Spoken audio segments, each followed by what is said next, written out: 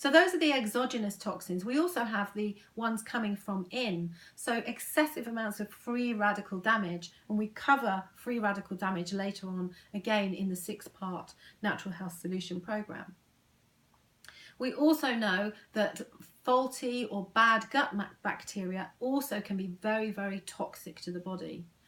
And there have been studies shown, actually just done recently, that shown that simple things like saccharin and aspartame can interact with our gut bacteria and make our gut bacteria more toxic. We also know that steroid hormones play a massive part in creating toxicity in our bodies. And we are really now in the most stressful situation in the 21st century in terms of the production of adrenaline and cortisol, with the high levels of stress that we are all under, whether it be in the workplace, whether it's that we are doing physical activity, whether we are ill, and it can be perceived or unperceived stress. I was working with a lady recently who, when I asked her if she felt stressed or if she considered she had a stressful life, she said no, she didn't. She really enjoyed her job. But she had a very, very high functioning job. She was under a huge amount of pressure to get this particular product done. But because she enjoyed it, she didn't consider it was stressful. But what she also hadn't considered was that she was driving 45 miles to and from work every day. And sometimes it would take her 45 minutes and other times it would take her 3 hours perhaps. And she didn't see that that was stressful. So it's about really you and your stresses and what is specific to you. And whatever it is, these are the type of diseases that can be affected by the toxicity levels and the chemical overload that we see in our bodies today. So I'm not going to read all of them, but we are seeing the fertility problems that we mentioned, things like panic attacks, simple headaches and migraines, joint pain, even cancer, and the lifestyle diseases particularly that we see today, like chronic fatigue syndrome, ME and fibromyalgia. These conditions simply never existed 20 to 30 years ago. We also see these things like learning disorders in children, Parkinson's disease, toxicity has an effect on that, heart disease, weight gain of course, and insulin resistance and diabetes. The increase in insulin resistance and diabetes in this country has gone up by 50% in the last 10 years and is set to rise again if we don't do things about it. So here are a couple of articles that have been featured into the Diabetes Care publication. This one is actually from 2006, and it talks about how persistent organic pollutants, or POPs, are affecting the prevalence of type 2 diabetes in this country. Here's another one from a year later, and I'll read this for you. These findings suggest that persistent organic pollutants, POPs, may be associated with type 2 diabetes risk by increasing insulin resistance, and POPs may interact with obesity to increase the risk to type 2 diabetes. Now let me explain this to you. It's a very simple way to understand what's going on here. So if you just do this with your hands too. So our fingers represent the cell membrane, the membrane of every cell in our bodies. And outside that cell membrane, there is a layer of fat.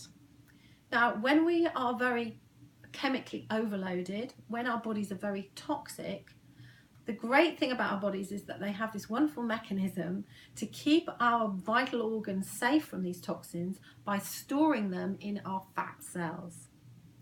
Now, that means that if your daily toxic overload or your chemical overload is great, then you need more fat in order to store those toxins.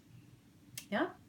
So that means that each cell is covered in a bigger layer of fat, and that knock-on effect means that there are hormone disruptions and nutritional deficiencies, because it's impossible for good things to get through that cell wall because of the fat. So it's difficult to get good things in, and it's also difficult to get the bad things out of the cell wall too. And this is what is causing the illness and the disease and the weight gain that we're seeing, and the insulin resistance, all of the lifestyle diseases particularly that we're seeing today. So Here's a phrase that has been coined recently in the functional nutrition world. This phrase is obesogens.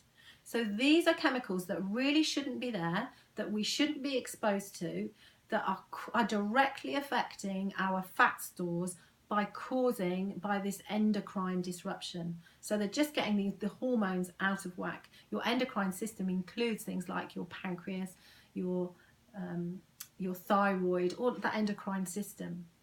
Now, the things that are affecting this, the propensity to be obese are POPs. That's one of those things, the persistent organic pollutants. Things like BPAs, the cancer-forming drugs in our water bottles, MSG, phthalates. So these are the flame retardants now that have to be added to our clothes and to our soft furnishings. My husband and I bought a mattress before Christmas without realising that it was going to come chemically loaded with a flame retardant. We had it in our bedroom for 4 weeks with the windows wide open before we could actually sleep on it to get rid of the nasty smell.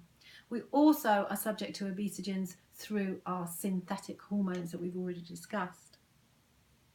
So, what is your chemical cocktail?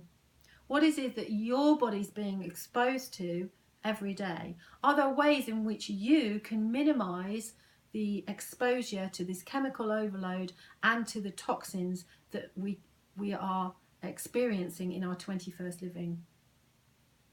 Stephen Horn, who is the past president of the American Herbalist Society, says, "We have internal mechanisms designed to break down toxins.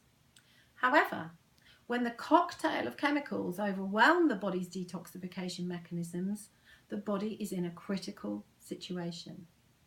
So is your body in a critical situation? Have you come to the realization that there are things that you've been exposed to that are affecting your health and even perhaps your weight?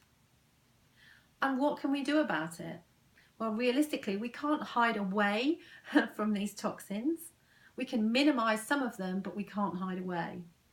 And in the next video in this series, I'm going to be telling you more specifically how you can counteract these toxins and how you can help your body to get to the optimum health that it deserves.